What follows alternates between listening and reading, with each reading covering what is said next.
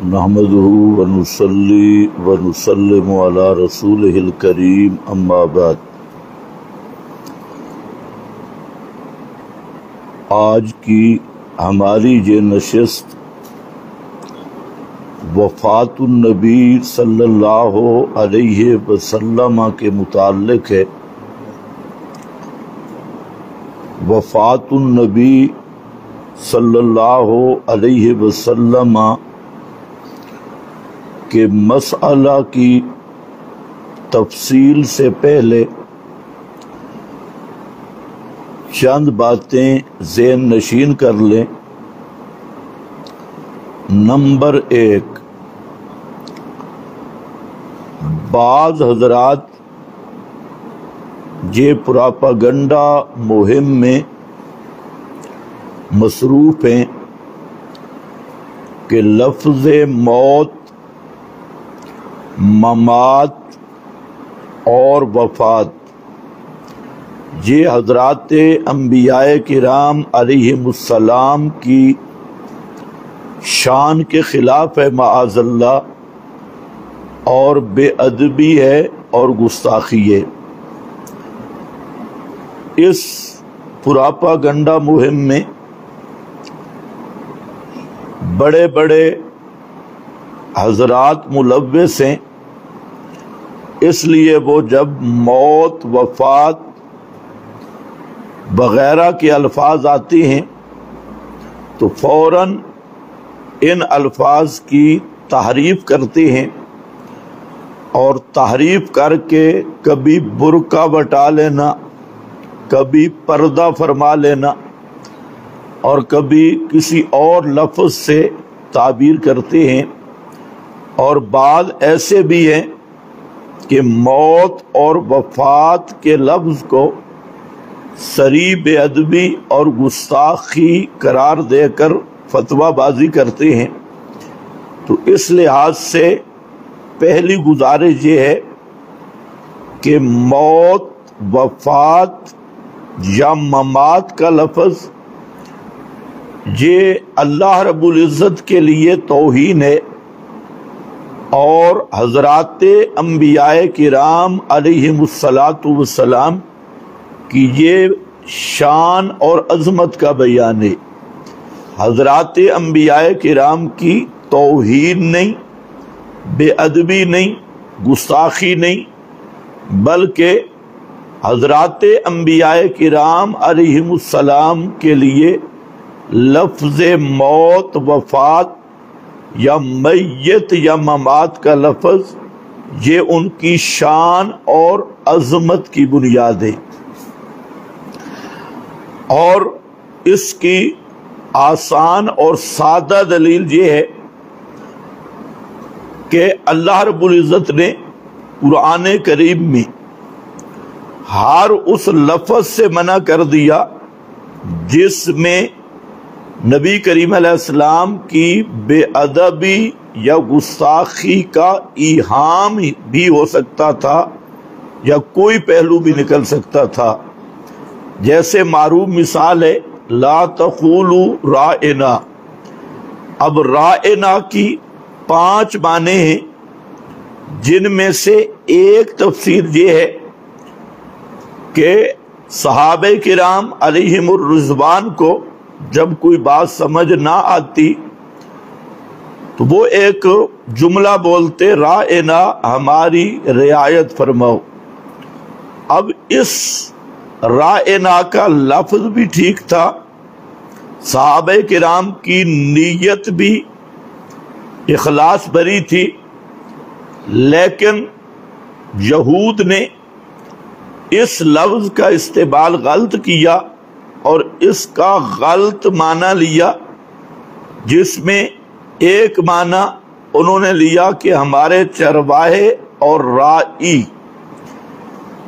تو اللہ تعالیٰ نے اس لفظ سے منع کر دیا، جس سے قانون خدا بندی یہ سمجھ آیا کہ ہر وہ لفظ جس میں بے ادبی یا گستاخی یا توہین کا کوئی ایہام تک بھی ہو، احتمال تک بھی ہو، تو ایسا لفظ امام کائنات صلی اللہ علیہ وسلم کے متعلق نہیں بولا جا سکتا، جبکہ لفظ موت اور ممات اور میت کا لفظ بار بار قرآن مقدس نے حضرات انبیاء کرام کے لیے بھی بولا اور خصوصاً نبی کریم صلی اللہ علیہ وسلم کے لیے بولا، اور اصحاب رسول جو قدر شناس رسول تھے اور نبی کریم علیہ السلام کے ادب کی حقیقتوں کو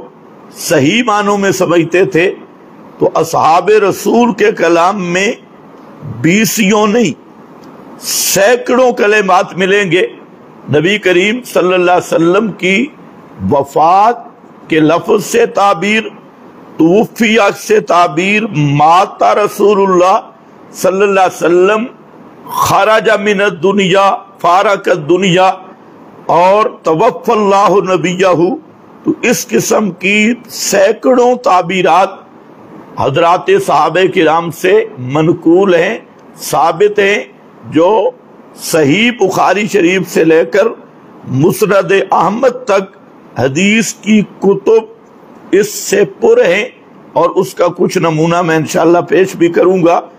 اسی طرح قرآن کریم میں کئی مقام پہ حضرات انبیاء کرام کے لیے لفظ موت کو صراحتاً استعمال کیا گیا، اور اسی طرح حضرت یعقوب علیہ السلام کا قرآن کریم واقعہ بیان کرتے ہیں، ام کنتم شہداء اذ حضر یعقوب الموت، کیا تم وہاں موجود تھے جب حضرت یعقوب پر موت آئی؟ الموت کا لفظ ہے۔ اسی طرح حضرت سلیمان علیہ السلام کے متعلق قرآن کریم نے صاف کہا، ما دلہم علی موتہ الا دابۃ الارض، ما دلہم علی موتہ، نہ دلالت کی ان کی موت پر مگر گھن کے کیڑا نے، وہاں پر بھی موت ہی کا لفظ قرآن نے ذکر کیا۔ اسی طرح حضرت یوسف علیہ السلام کے بارے میں قرآن پاک نے ہلاکہ کا لفظ استعمال کیا سورہ حامی مومن میں، اور اسی طریقہ سے نبی کریم علیہ السلام حضرت یحییٰ کے لیے، حضرت عیسیٰ کے لیے، حالانکہ حضرت عیسیٰ پہ ابھی موت آنی ہے، مسلمانوں کا قطعی عقیدہ ہے کہ ابھی تک آئی نہیں، لیکن پھر بھی والسلام علیہ یوم ولدت و یوم اموت و یوم ابعث حیا، کہ مجھ پہ سلامتی ہو اس دن جس دن میں پیدا ہوا، جس دن میں مروں گا، اور جس دن زندہ کر کے اٹھایا جاؤں گا۔ حضرت یحییٰ کے لیے سلام علیہ یوم ولدا و یوم یموت و یوم یبعث حیا، یہاں پر بھی موت کا لفظ آیا۔ حضرت ابراہیم کے لیے الذی یمیتنی ثم یحیین، تو صراحتاً ذکر کیا وہ ذات جو مجھے موت دے گی اور موت کے بعد ثم کچھ عرصہ میں میت رہوں گا، پھر قیامت کے دن اللہ مجھے زندہ کرے گا، تو یمیتنی کا لفظ آیا۔ نبی کریم صلی اللہ علیہ وسلم کے لیے سورہ آل عمران میں وما محمد الا رسول قد خلت من قبلہ الرسل افئن مات او قتل، ماتا کا لفظ آیا۔ اسی طرح لأذقناک ضعف الحیات و ضعف الممات کا لفظ آیا۔ سورہ انعام میں قل ان صلاتی و نسکی و محیای و مماتی، مماتی کا لفظ آیا نبی کریم علیہ السلام کے لیے۔ اسی طریقہ سے انک میت و انہم میتون، تو صاحب انک میتون کا لفظ آیا پیارے پیغمبر صلی اللہ علیہ وسلم کے لیے۔ تو حاصل یہ کہ یہ بات ذہن میں رکھ لو، یہ پہلی بات ہے کہ موت کا لفظ اگر بے ادبی ہوتا یا اس میں بے ادبی کا احتمال بھی ہوتا، امام کائنات صلی اللہ علیہ وسلم یا حضرات انبیاء کرام کے لیے، تو اللہ رب العزت کبھی بھی حضرات انبیاء کرام کے لیے یہ لفظ استعمال نہ فرماتے، جبکہ قرآن پاک کے 20 مقامات پر یہ طرز اور یہ انداز موجود ہے جو اس بات کی صریح دلیل ہے کہ کوئی صاحب ایمان حضرات انبیاء کرام کے لیے موت یا میت یا ممات کے لفظ کو بے ادبی یا گستاخی قرار نہیں دے سکتا، اور اگر کوئی بدبخت اس کو بے ادبی یا گستاخی سے تعبیر کرتا ہے تو وہ قطر دائرہ اسلام میں نہیں رہ سکتا اور بالکل زندادکا کے حکم میں ہے، کیونکہ وہ قرآن مقدس کی بے شمار آیات کا انکار کرتا ہے اور انہیں حضرات انبیاء کی توہین قرار دیتا ہے۔ اسی طریقہ سے اس پر لمبی بحث ہو سکتی ہے، صرف عنوان ہماری یہاں کی چونکہ مجلس مختصر ہے تو اس میں ہم صرف چند عنوان ہی دے سکتے ہیں، مفصل بحث نہیں ہوتی، تو اصل میں سوال و جواب کی نشست ہے۔ تو اگر آپ غور کر لیں تو نبی کریم علیہ السلام نے ارشاد فرمایا کہ تحفۃ المؤمن الموت، عامت المومنین کے لیے فرمایا کہ مومن کے لیے موت اللہ کی طرف سے ایک تحفہ ہے، اور اسی کا حضرات نے لکھا کہ الموت جسر یوصل الحبیب الی الحبیب، اور دوسری حدیث میں ہے الدنیا سجن المومن بجنت الکافر۔ تو آپ اسی سے اندازہ کر لیں کہ جب عام مومن کے لیے موت اللہ کی طرف سے ایک ہدیہ اور تحفہ ہے تو انبیاء کے لیے یہ کتنا بڑا تحفہ ہوگی، اور امام کائنات صلی اللہ علیہ وسلم کے لیے یہ اللہ تعالیٰ کا کتنا بڑا انعام ہوگا اور کتنی بڑی شان ہوگی۔ یہی وجہ ہے کہ دنیا کی تکلیفی قیود موت سے ختم ہو جاتی ہیں، اور موت کے بعد دنیا کی کمائی اس پر نتیجہ اور اجر کا دور شروع ہوتا ہے، اور اس پر اجر و ثواب اور راحتوں اور سرور کا دور شروع ہوتا ہے۔ تو سب سے بڑی نعمت حضرات انبیاء کرام کے حق میں، اور سب سے بڑی عظمت ان کی عظمتوں میں سے ایک دنیا سے وفات پا جانا اور موت کا آ جانا اور دار آخرت کی طرح منتقل ہو جانا، یہ حضرات انبیاء کرام کے لیے بہت بڑا انعام بھی ہے، اور یہ ان کی عظمت شان بھی ہے، اور اس میں ان کی عزت بھی ہے، اور اس سے حضرات انبیاء کرام کا دنیا کی مصائب سے چھٹکارا بھی ہے۔ یہی وجہ ہے کہ جب حضرت فاطمہ الزہرا رضی اللہ تعالی عنہا نے تکلیف دیکھی تو انہوں نے تکلیف کا ذکر کیا، تو نبی کریم علیہ السلام نے بہترین جملہ ارشاد فرمایا لیس علی ابی کے کرب بعد الیوم، کہ آج کے بعد تیرے باپ پہ کوئی دکھ نہیں آئے گا اور کوئی تکلیف نہیں آئے گی۔ تو موت تو تکلیفوں کے ختم ہونے کا نام ہے، اور دنیاوی قیودات اور پابندیوں سے نکل کے آخرت کے ثواب اور اجر کو پانے کا نام ہے، اور خصوصاً انبیاء کے لیے اور امام الانبیاء کے لیے۔ تو اسی سے اس بات کو میں ختم کرتا ہوں، کوئی عقل والا اور ایمان والا موت یا ممات یا میت کے لفظ کو حضرات انبیاء کرام کی توہین نہیں کہہ سکتا۔ اگر کوئی کہے تو وہ نہ مومن بن سکتا ہے، نہ ذی شعور اور ذی عقل بن سکتا ہے۔ دوسری بات سمجھو کہ اللہ رب العزت نے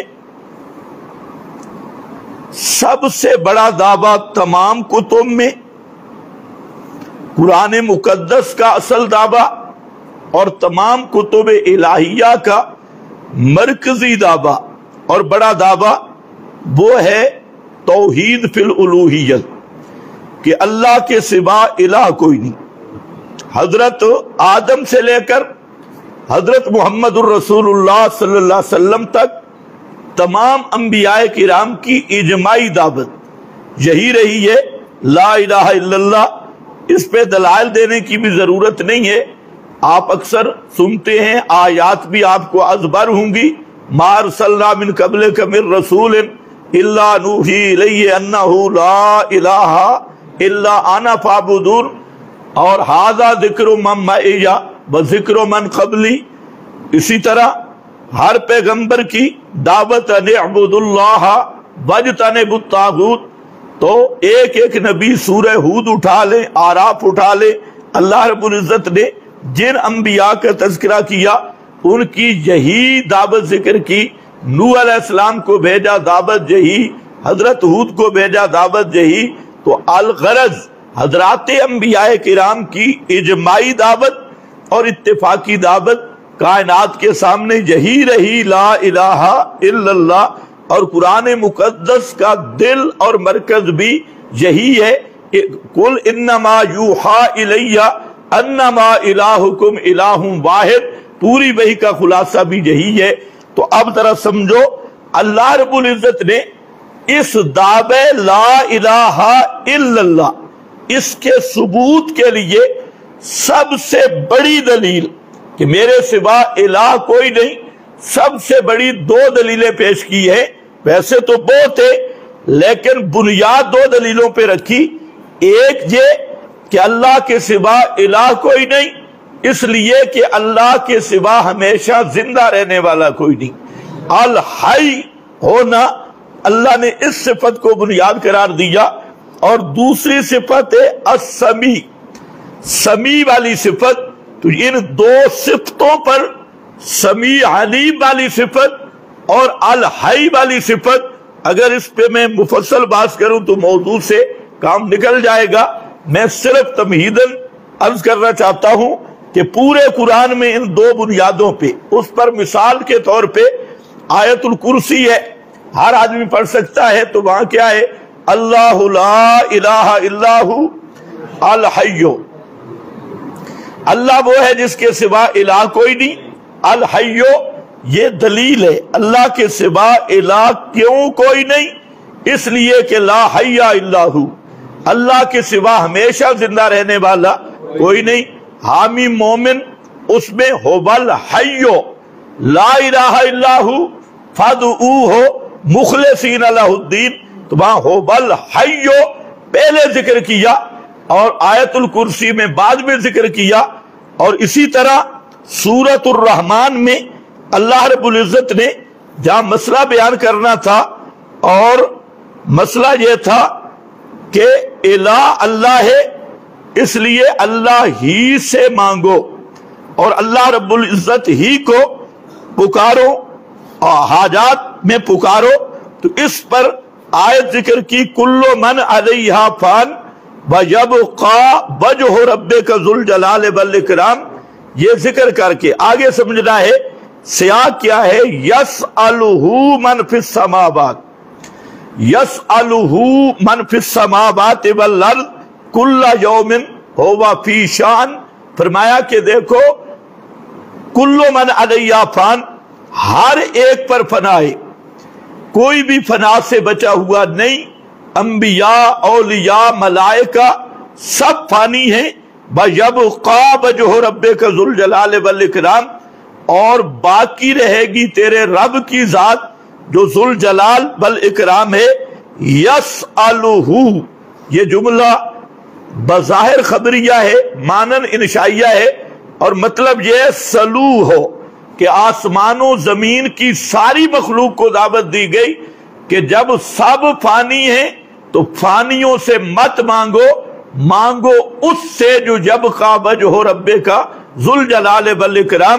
तो मसला पुकार के सियाक में जिक्र किया और यही बात जिक्र की, और साथ सारी कायनात का फानी होना इसको नेमत करार दिया, और अल्लाह रब्बुल इज़्ज़त का बाकी होना इसको भी नेमत करार दिया। और बाकियतन सारी कायनात का फानी होना भी नेमत है, और अल्लाह रब्बुल इज़्ज़त का बाकी रहना भी नेमत है। अगर रब पे भी फना होती तो मांगते किससे?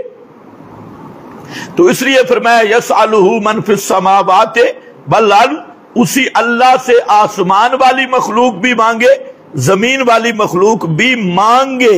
इरशा वाला माना कर रहा हूं, वजह यह है कि वो बाकी है और बाकी सब फानी है। इसी तरीका से سورہ القصص میں اللہ رب العزت نے آخر میں وَلَا تَدْعُ مَعَ اللَّهِ إِلَٰهًا آخر، اللہ کے ساتھ کسی دوسرے کو مشکل کشا سمجھ کے مت پکار، لا الہ الا ہو، نہیں کوئی الہ سوا اس کے۔ کیوں؟ فرمایا کل شیء ہالک الا وجہہ، ہر چیز ہلاک ہونے والی ہے سوا اس کی ذات کے۔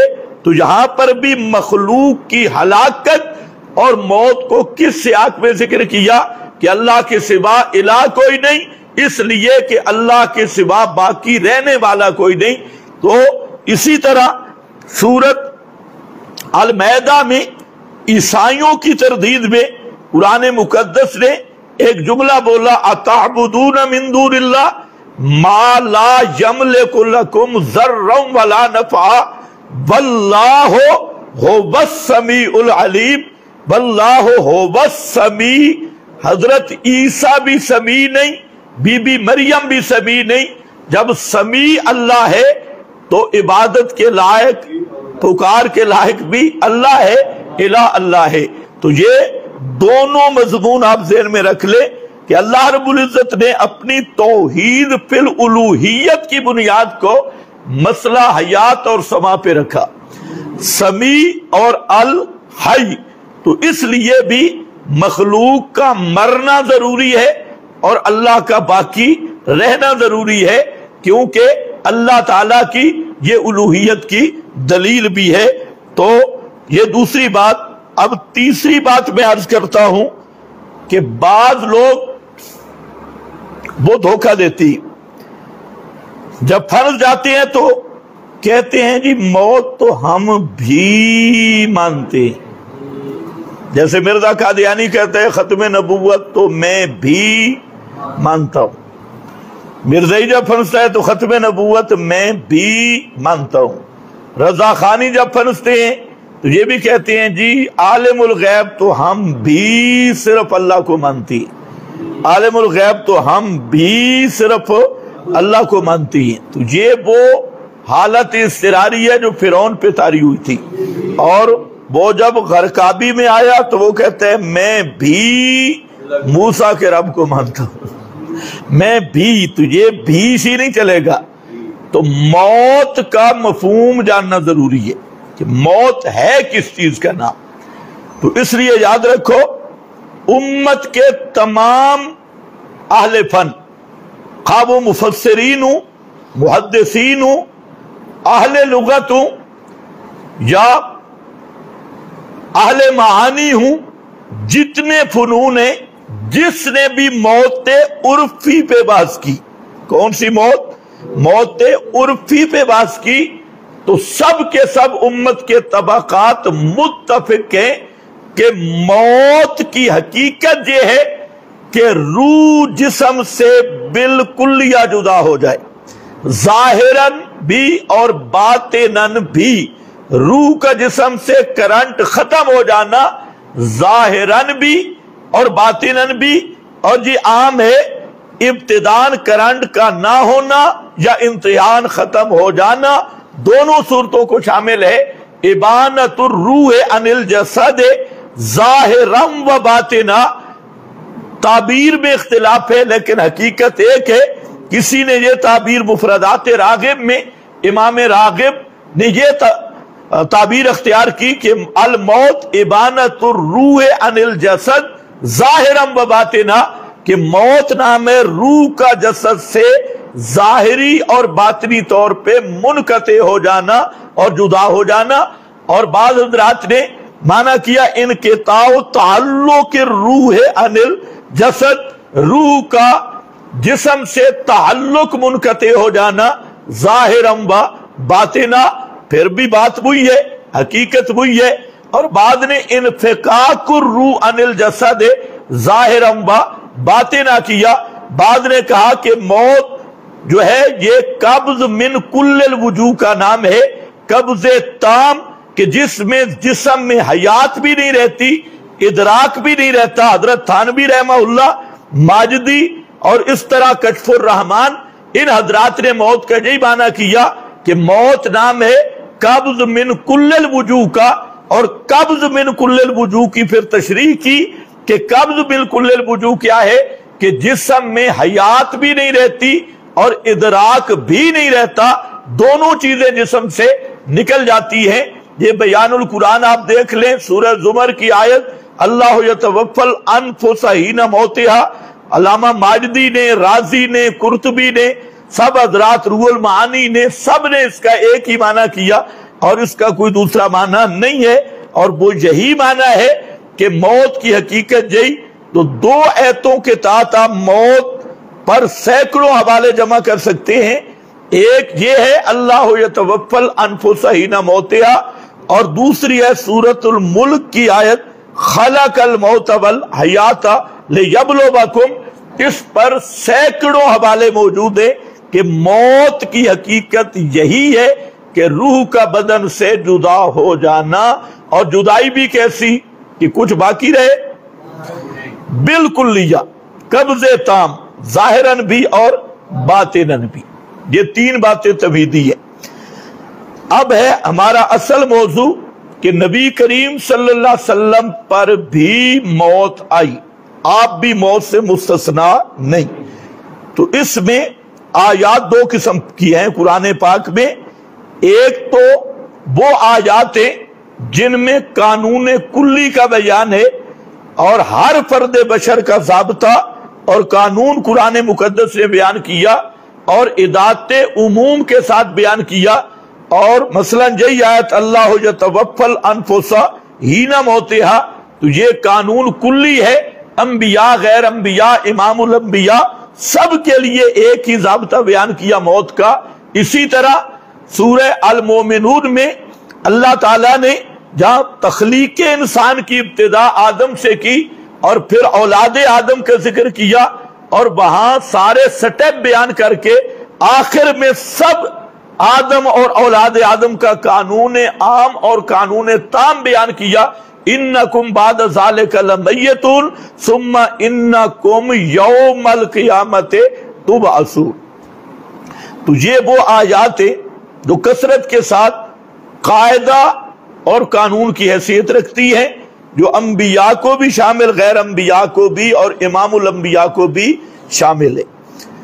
دوسرا، کچھ آیات میں خصوصی طور پہ نبی کریم علیہ السلام کی موت کا تذکرہ ہے اور آپ کی موت کی پیشین گوئی صراحتاً ذکر کی گئی۔ ان میں ایک آیت یہ سورہ زمر کی معروف ہے، جس سے ہمارے دوستوں کو بہت زیادہ تکلیف بھی ہوتی ہے، لیکن مجبوری ہے، یہ قرآن پاک میں آ گئی تو اس کی وضاحت تو ضروری بن گئی۔ یہ آیت میرے سامنے ہے، آیت نمبر 31 سورہ زمر۔ اس میں فرمایا انک میت وانہم میتون،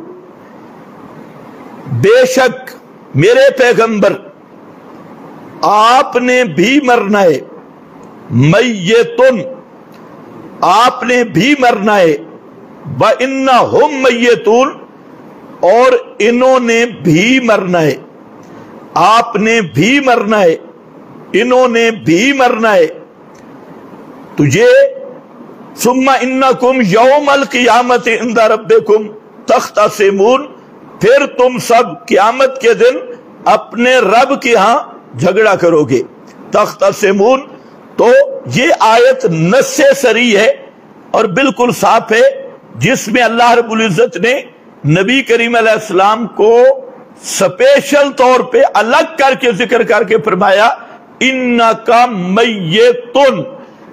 اب یہاں پر لطیفے یاد آ جاتی ہیں جو ہمارے فریق مخالف ہے، ماشاءاللہ یہ اللہ کا فضل ہے کہ ان میں علم یا عقل نام کی کوئی چیز نہیں، سوچ بھی نہیں، عقل بھی نہیں، دونوں چیزیں نہیں۔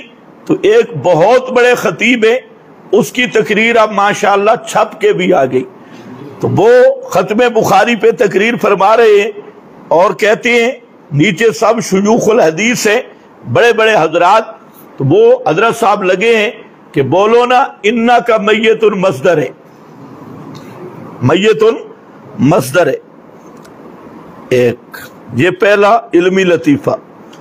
پھر کہتا ہے مصدر میں دوام ہوتا ہے. یہ تو ایسا ہے کہ اگر مردے سنے تو بڑے بڑے صرفی اور ناوی بھی تڑپ جائیں گے. تو مصدر میں دوام ہوتا ہے. انکا میت مصدر ہے اور مصدر میں دوام, اور لوگوں کہتے ہیں آپ بھی بولے انکا میت مصدر ہے اور مصدر میں دوام ہے. اب شیخ الحدیث سفید ریش وہ بھی کہتے ہیں انکا میت مصدر ہے اور مصدر میں دوام, کیونکہ خطیب بلا رہا ہے. حالانکہ آپ نے شافیہ دیکھا ہوگا, صرف کی کتاب ارشاد الصرف یا قانونچہ کے ساتھ ایک شافیہ ہے, اس کے اندر لکھا ہوا ہے جو پہلے سال کا طالب علم پڑھتا ہے کہ میتن یہ صفت مشبہ ہے, یہ مصدر نہیں. یہ تو لگتا ہے کہ خطیب صاحب نے اولا تک بھی نہیں پڑھا, تو سیغے بھی عجیب عجیب. میتن مصدر ہے, اور پھر یہ نامیر پڑھنے والا طالب علم بھی جانتا ہے کہ مصدر میں دوام نہیں ہوتا, مصدر میں حادث ہوتا ہے, اور دوام اور حادث کا اجتماع نہیں. تو مصدر میں دوام والا معنی نہیں, وہ مصدر میں کون سا معنی ہوتا ہے؟ حادث والا. صفت مشبہ میں دوام کا معنی ہوتا ہے, لیکن اتنے علم دا سکہ نہیں چلتا جتنے یار اور راندہ ڈیرا ہے. تو یہاں پر تو مصدر صفت مشبہ سب برابر ہے. تو انکا میتن وانہم میتون, اس آیت پہ تمام مفسرین متفق کے کہ انکا میتن میں خطاب امام الانبیاء صلی اللہ علیہ وسلم کو ہے, اور ہم ضمیر کا مرجع مشرکین ہے, مشرکین عرب. اس پر بھی وہ خطاب خطیب صاحب فرما رہے تھے کہ ہم سے مراد سارے انبیاء, ہم ضمیر کا مرجع سارے انبیاء, انکا میتن آپ, اور ہم سے مراد انبیاء. اور یہ یادگار خطبات میں لکھا ہوا پروگرام پڑھے. تو خیر ہم اس سے مراد مشرکین ہے. اب معنی آیت کا کیا ہے وہ ہم اپنی طرف سے نہیں کرتے. تمام مفسرین صریح طور پہ فرماتے ہیں کہ انکا وایاہم, انکا وایاہم, آپ میرے محبوب, یہ امام راضی کا معنی بیان کر رہا ہوں, انکا وایاہم وان کنتم احیاء, اگرچہ اب زندہ ہو, فانکا وایاہم فی اعداد الموتى, آپ بھی اور یہ بھی جب موت آئے گی تو الموتى کا فرد بن جاؤ گے. آپ پہ بھی جب موت آئے گی تو کس کا فرد بنو گے؟ فی اعداد الموتى, الموتى کا فرد بن جاؤ گے, میت بن جاؤ گے. ان پہ بھی موت آئے گی تو یہ الموتى کا فرد بن جائیں گے. یہ امام راضی ہے. اور اسی طرح اور حضرات نے فرماتے ہیں ہوا خطاب للنبی صلی اللہ علیہ وسلم اخبرہ بموتہ وموتہم لئلا یختلفوا فی موتہ کما اختلفت الامم فی غیرہ. فرماتے ہیں امام قرطبی کی عبارت ہے کہ اللہ رب العزت نے نبی کریم علیہ السلام کی موت کو الگ کر کے ذکر کیا ہے, اور ان کی موت کو بھی, تاکہ پیغمبر کریم کی موت میں کوئی اختلاف نہ کرے, کیونکہ آپ کی شان زیادہ ہے. پہلے بھی بعض حضرات کو دھوکہ لگا, جیسے آل تشیع ہیں, تو انہوں نے جس کو امام مانا وہ مرا, تو انہوں نے کہا وہ غائب ہوا ہے, مرا نہیں. اس لیے انہوں نے کوئی 10-12 مادی چھپا کے بٹھائے ہوئے ہیں. شیعہ کے 10-12 مادی جس پہ بھی موت ہے. محمد بن حنفیہ فوت ہوئے, انہوں نے کہا مرا نہیں ہے, صرف غیبوبت کا زمانہ ہے, اور پھر آخر دور میں محمد بن حنفیہ کا ظہور ہوگا. مادی ہے نفس زکیہ مرا, انہوں نے کہا مرا نہیں ہے, پھر آئے گا اور وہی مادی ہے. اور اسی طرح اور بڑے بڑے ان کے حضرات, اسماعیل مرا, تو انہوں نے کہا نہیں وہ بھی چھپ گیا, اور آئے گا تجھے 10-12 مادی بنا ڈالے. تو یہودی بھی اس طرح کی باتیں کرتے تھے. تو اللہ تعالیٰ نے نبی کریم علیہ السلام کی موت کو مستقل بیان کیا, تاکہ لِأَلَّا يَخْتَلِفُوا, تاکہ لوگوں میں اختلاف نہ ہو آپ کی موت کے متعلق. كَمَا اخْتَلَفَتِ الْأُمَمُ فِي غَيْرِهِ, جیسے امتوں نے दूसरों के बारे में इख्तिलाफ किया, तो ये कुर्तुबी है और आगे इसी तरह बेज़ावी है, वो भी यही लिख रहे हैं फी इदादिल मौता। इसी तरह मदारिक है इन्नका व इय्याहुम फी इदादिल मौता, कि अल्लाह के महबूब आप पे भी जब मौत आएगी इन पे भी आएगी, तो आप भी और ये भी किसका फर्द बन जाएंगे? अल मौता का। किसका फर्ज बनेंगे? अल मौता का। यही वजह है कि मौलाना सरफराज खान सफदर साहब ने अपने रिसाला अल मसलकुल मंसूर में एक अजीब बात लिखी। फरमाते हैं इन्ना का मैयतुन की नस्कती से नबी करीम अलैहिस्सलाम इन्ना का ला तुस्मे उल मौता का फर्द है। यह है इबारत समझने वाली। इन्ना का मैयतुन की नस्कती से नबी पाक अलैहिस्सलाम अल मौता का क्या है? फर्द। और अल मौता भी कौन सा? इन्ना का ला तुस्मे उल मौता। तो ये आयत सरी है कि नबी करीम अलैहिस्सलाम पर भी मौत आने के बाद आप अल मौता का फर्द है, अल अहया का फर्द नहीं है। और आपका शुमार भी अल मौता के साथ है, क्योंकि मरने के बाद अब अल मौता का फर्द बने। और मौलाना सरफराज कहते हैं ये नस्कती है, और इसकी वजह से इन्ना कला तुस्मे मौता का आप क्या है? फर्द है। तो खैर ये तो लंबी इबारतें हैं, इस पर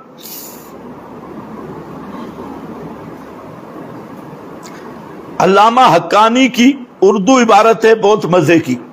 अल्लामा हक्कानी फरमाते हैं कि हजरत की निस्बत जो मरने का लफ्ज इतलाक हुआ, हालांकि आपके शहीदों से भी रुतबे में कहीं बढ़कर हैं, और शहीदों की निस्बत फरमाया ला तासबन्ना कि इनको मुर्दा न समझो, बल अहयाउन, बल्कि वो जिंदा हैं और अपने रब के पास रोजी खाया करते हैं। दोनों बातों में कुछ तारुज नहीं, इसलिए कि वो हयात और है जिसको हयात अबदी कहना चाहिए, और ये मौत उर्फी है जिस्म से रूह की मुफारकत। इन्ना का मैयत उनका माना कर रहे हैं कि ये मौत उर्फी है जिस्म से रूह की मुफारकत, कि रूह जिस्म से जुदा हो गई। ये हक्कानी है। इसी तरीका से इमदादुल अहकाम में एक जबरदस्त सवाल है और उसका जवाब है, ये सुनने के काबिल है। तो पहले सवाल की जरा इबारत सुनो कि सवाल का इशारा किधर हो रहा है। फरमाते हैं कि अंबिया की हयात बादल मौत, यही हयात दुनियाविया है या दूसरी हयात है, जिसको हयात बरज़खिया कहा जाता है। यानी अंबिया की मौत से इनकी हयात दुनियाविया मुनक़ते होकर बाद इसके इनको दूसरी हयात मिली है, या हयात दुनियाविया इनकी मुसलसल चली गई है। अब अगर कुछ सोचो तो ये कौन सी इबारत लेके आ रहा है साहिल? बिल्कुल जो आब हयात में मौजूद है। आब हयात वाली इबारत के अंबिया की मौत सातिर हयात है, और अंबिया की मौत से हयात मुनक़ते नहीं होती, बदस्तूर साबिक बेअनी दुनियावी हयात अलल इस्तिमरार इत्तिसाल बाकी रहती है, और बरज़खी या किसी चीज में उनका तबद्दुल नहीं होता। तो मौत से हयात खत्म नहीं होती। ये आब हयात और अल मुहन्नद कमा हक्का कहू मौलाना मोहम्मद कासिम नानोतवी और अब्दुल शकूर तिरमिज़ी साहब की हिदायतुल हैरान, जिसमें उसने अल मुहन्नद के और हजरत नानोतवी की आब हयात पे उलमाए देवबंद का इजमा का दावा किया है कि ये इजमाई मसला है, ये कोई शाज कौल नहीं या तफरुद नहीं। तो अब उसके मुतालिक सवाल हुआ, ये इमदादुल अहकाम वाले बुजुर्ग मौलाना जफर अहमद साहब उस्मानी से, और ये मौलाना जफर अहमद उस्मानी की किताब, इसकी हजरत थानवी की ज़ेरे निगरानी इसको छापा गया, और इस किताब को मौलाना अब्दुल शकूर तिरमिज़ी साहब के वालिद भी इसमें शरीक हैं। तो उसमें कहते हैं कि अल जवाब اچھا آگے، جو شخص موت انبیاء کو خصوصاً خاتم الانبیاء کی موت دنیاوی کو نہ مانے اور آیات و احادیث موت کی تعویل کرے، اس کا کیا حکم ہے؟ یعنی جو موت دنیاوی یہی ہے کہ دنیاوی حیات ختم ہو جائے، جو موت کے بعد بھی کہتے ہیں دنیاوی حیات ختم نہیں ہوئی، تو اس کا حکم کیا ہے؟ تو مولانا فرماتے ہیں کہ جو شخص حضور صلی اللہ علیہ وسلم کی یا سب انبیاء کی موت دنیاوی کا انکار کرے وہ گمراہ ہے، وہ گمراہ ہے۔ آگے قال اللہ تعالی انک میت وانہم میتون، اللہ نے فرمایا انک میتون، یہی آیت پیش کی اور فرمایا سوا بینہم وبینہ فی الموت فعلم ان موت الکل سواء، اللہ نے انک میت انہم میتون میں نبی کی موت اور ان کی موت کو برابر قرار دیا۔ اس سے معلوم ہوتا ہے کہ موت والے قانون میں پیغمبر اور امتی سواء برابر ہے۔ میں نے ایک شک چھوڑ دی کیونکہ ہماری بحث حیات پہ بھی نہیں ہو رہی، کس پہ ہو رہی ہے؟ موت پر۔ کس پہ ہو رہی ہے؟ موت پر، اور اصل مابین نزاع بھی موت والا مسئلہ ہے۔ یہ انشاءاللہ میں ذکر کروں گا۔ ہمارے یہ جو حضرات ہیں ان کی بات بھی شاید آپ کے سوالوں میں آ جائے، تو بہرحال یہ امداد الاحکام ہے، اس میں پوری تشریح ہے۔ اسی طرح شیخ الاسلام حضرت مولانا سید حسین احمد صاحب مدنی رحمت اللہ تعالی علیہ، وہ اسی آیت کی جو تفسیر کرتے ہیں وہ ذرا توجہ سے سنو۔ فرماتے ہیں کہ اگر حیات دنیا بھی مراد ہے تو پھر انک میت وانہم میتون کے کوئی معنی نہیں۔ اگر حیات دنیا بھی انبیاء کی مراد لی جائے تو انک میت وانہم میتون کے کوئی معنی نہیں بنتے، پھر تو اس آیت کا انکار لازم آتا ہے، اس کا کوئی معنی نہیں بنتا۔ یہ حضرت کی تقریر ترمذی ہے۔ آگے حیات پہ لمبی بات ہے لیکن ہمارا عنوان وفات ہے، حیات پہ انشاءاللہ بات ہوگی۔ تو یہاں میں نے عرض یہ کیا کہ انک میت وانہم میتون، یہ آیت صریح ہے نبی کریم علیہ السلام کی موت کی پیشین گوئی میں۔ اسی طرح ما جعلنا من قبل کا ما جعلنا لبشر من قبل کا الخلد افا ان مت فہم الخالدون، اس آیت میں بھی خاص کر نبی کریم علیہ السلام کی موت کا تذکرہ کیا گیا کہ ہم نے تجھ سے پہلے کسی بشر کے لیے دنیا میں ہمیشہ رہنا مقرر نہیں کیا۔ افا ان مت، اگر آپ پہ موت آئے گی تو یہ بچ جائیں گے۔ یہ جو موت کے تانے دینے والے ہیں اور پیغمبر کی موت کو بے ادبی اور گستاخی سمجھنے والے ہیں، افا ان مت فہم الخالدون، تو یہ ہمیشہ رہ جائیں گے؟ فرمایا نہیں، آپ پہ بھی موت آئے گی، ان پر بھی موت آئے گی۔ تو اس پر حضرات مفسرین نے صریح طور پہ 5 تفریعات ذکر کی، جن میں پہلی یہ ہے کہ انا اناسن کانوا یقولون ان محمد صلی اللہ علیہ وسلم لا یموت فنزلت هذه الآیہ، بعض لوگوں میں یہ سوال شبہ آ سکتا تھا کہ نبی کریم علیہ السلام پہ موت نہیں آئے گی، تو اللہ رب العزت نے ما جعلنا من لبشر من قبلک الخلد، یہ آیت اتار کے اس شبہ کو دور کر دیا۔ تو یہ تو امام قرطبی کے زمانے میں تو ایسی مخلوق نہیں آئی تھی جو ہمارے زمانے میں ہے۔ اگر ہمارے زمانے والے امام قرطبی کے زمانے میں ہوتے تو امام قرطبی صاحب کہتا کہ یہ جو موت کے لفظ سے چڑھتے ہیں اور بے ایمان بھاگتے ہیں تو اللہ نے ان کے رد میں یہ آیت نازل کی ہے۔ تو بہرحال ما جعلنا لبشر من قبلک الخلد افا ان مت فہم الخالدون، یہ آیت بھی خاص کر نبی کریم علیہ السلام کے متعلق آئی۔ اور اسی طرح سورۃ القصص آیت نمبر 85، اس میں ان الذی فرض علیک القرآن لرادک الی معاد اس کا معنی حضرت عبداللہ ابن عباس رضی اللہ تعالی عنہ فرماتے ہیں اور بڑے عجیب طرز پہ فرماتے ہیں المعاد الموت، المعاد الموت، معاد سے مراد موت ہے۔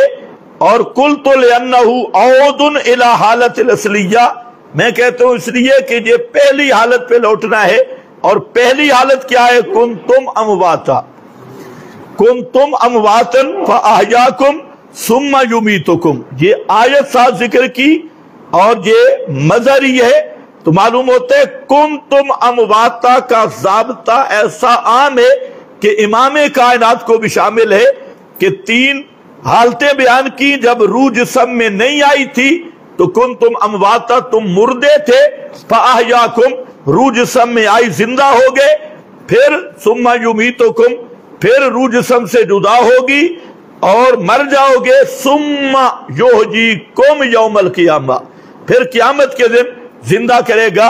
یہ تفسیر مظہری ہے، اور انہوں نے ساتھ یہ آیت کی تائید بھی ساتھ لکھی۔ اسی طرح حضرت مجاہد تابعی اس کا معنی کرتے ہیں کہ فرض علیک القرآن لرادو کا معنی ان المعنی، کیا معنی رادو کا؟ اے یحیی کا یوم القیامہ، کہ قیامت کے دن اللہ آپ کو زندہ کرے گا۔ یحیی کا تو معاد کی دوسری توجیہ کر رہا ہے کہ قیامت تک آپ میت رہیں گے اور قیامت کے دن زندہ ہوں گے۔ یہی معنی اکرمہ نے، عطا، سعید ابن جبیر، ابو مالک، ابو صالح سب نے کیا ہے۔ تو اسی طریقہ سے اگلی آیت نمبر 3 سورۃ النساء آیت نمبر 59 ہے، اس میں اللہ رب العزت نے ایک ضابطہ بیان کیا کہ فَإِن تَنَازَعْتُمْ فِي شَيْءٍ فَرُدُّوهُ إِلَى اللَّهِ وَالرَّسُولِ، اگر تم کسی چیز میں جھگڑ بیٹھو تو اس کو اللہ اور اس کے رسول کی طرف لوٹاؤ۔ تو اس کا کیا معنی؟ اللہ اور رسول کی طرف لوٹاؤ، ذرا خیال سے سنو، غیر مقلد بھی اس آیت کو بڑا پڑھتا ہے لیکن معنی نہیں سمجھتا۔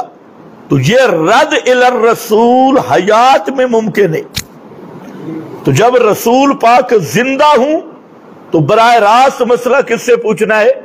رسول پاک صلی اللہ علیہ وسلم سے، اور جب رسول پاک زندہ نہ ہوں گے تو اب آئیں گے سنت کی طرف۔ لیکن رد الی الرسول کا حقیقی معنی کیا ہے؟ براہ راست رسول اللہ سے سوال کرنا۔ تو اب کوئی غیر مقلد آیت پڑھے، آپ اس سے پوچھیں کہ آپ دھوکہ کتنا دیتے ہیں، ردو الی اللہ والرسول، اور اٹھا کے بخاری لاتے ہیں، بخاری رسول ہے، مسلم رسول ہے، تو کتنا بڑا فراڈ کرتے ہیں۔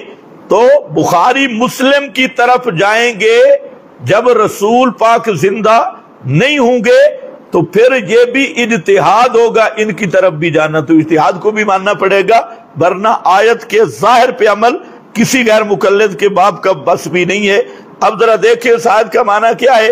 اذا تنازعتم فی شیء فردوہ الی اللہ، اے الی کتاب اللہ و الی رسولہ، اور رسول کی طرف، اذا کان حیا، جب رسول زندہ ہو تو فیصلہ کس سے کروانا ہوگا؟ رسول سے، روایتوں سے نہیں۔ اب للڑ برادری سے بھی پوچھ لو، اگر رسول پاک زندہ ہے تو فیصلہ بھی کس سے کروانا ہوگا؟ ہاں، حیات دنیا بھی ہے تو پھر رسول سے فیصلہ کروانا ہوگا۔ اذا کان حیا، جب زندہ ہو، اور فلما مات فإلی سنتہ، پس جب رسول پاک پہ موت آ گئی تو اب آپ کی سنت سے فیصلہ کروایا جائے گا۔ لیکن رسول پاک زندہ ہوں تو براہ راست فیصلہ رسول اللہ صلی اللہ علیہ وسلم سے کرانا ہوگا۔ یہ لکھنے والا کون ہے؟ فتویٰ لگانے سے پہلے شخصیت کو دیکھ لینا، یہ امام ابو منصور ماتوریدی، جو اہل سنت کا امام ہے، جس کی طرف نسبت کی جاتی ہے ماتوریدیہ کی، ابو منصور ماتوریدی امام اہل سنت، اس کا یہ معنی ہے۔ اور تفسیر ماتوریدی، اسی طرح ابن جریر ہے، اس نے بھی یہی بات کی کہ امر من اللہ بطاعت رسول فی حیاتی ہی و بعد وفاتی باتباع سنتی ہی، آپ کی حیات میں رسول اللہ سے فیصلہ براہ راست ہوگا، اور آپ کی موت کے بعد اب رسول سے فیصلہ نہیں ہو سکتا، کیونکہ دنیاوی حیات نہیں، اس لیے آپ کی سنت کی طرف جانا ہوگا۔ اسی طرح ابن عطیہ نے، سمرقندی نے یہی بات کی، اور زاد المسیر علامہ ابن جوزی رحمہ اللہ نے تو یا خطرناک جملہ لکھا، طاعت الرسول فی حیاتہ بعد مماتہ اتباع سنتہ، رسول کی ممات کے بعد آپ کی سنت کی اتباع، یہ رد الی الرسول ہے، یہ زاد المسیر ہے۔ اسی طرح قرطبی اور فرماتے ہیں کہ الی رسول ہی سے مراد بالسؤال فی حیاتہ، اگر پیغمبر کریم زندہ ہیں تو آپ سے سوال کرنا ہے براہ راست، اگر پیغمبر کریم زندہ نہیں، بالنظر فی سنتہ بعد وفاتہ، تو وفات کے بعد آپ کی سنت کو دیکھا جائے گا۔ آگے ذرا جملہ سننا، ھذا قول مجاہد والعامش وقتادہ ھو الصحیح ومن لم یرا ھذا اختل ایمانہ، جس نے یہ تسلیم نہ کیا تو اس کا ایمان مختل ہے، یعنی وہ پکا بے ایمان ہے۔ تو یہ آیت بھی بالکل واضح اور صریح بتلا رہی ہے، اور یہ جو حیات دنیاوی اور آپ کی موت کا انکار کرنے والے ہیں، آپ صاف ان کو کہو اگر پیغمبر دنیاوی حیات کے ساتھ زندہ ہے، آپ پر موت نہیں، حقیقی موت، تو پھر آؤ فیصلہ روایتوں سے نہیں ہوگا، وَبِهِ قَالَ حَدَّثَنَا فُلان محمد بن مروان زازان محمد بن اسحاق، یہ سارے اپنے پاس رکھو کباڑ والا مال، پھر آؤ براہ راست رسول اللہ سے پوچھنا ہوگا، السؤال عن الرسول۔ تو اسی طرح التسہیل بیضاوی مظہری سب نے یہی لکھا ہے۔ تو بہرحال آپ صلی اللہ علیہ وسلم کی موت مبارکہ اور وفات مبارکہ، اس پر تو اتنے شواہد موجود ہیں۔ یہ ہے صحیح بخاری، اور اس بخاری میں 3 دفعہ باب قائم کیا وفات النبی کا۔ آج تو کوئی اشتہار بھی ہمارے ساتھیوں نے وفات النبی کا نکالا تو کہاں شروع ہو گئی۔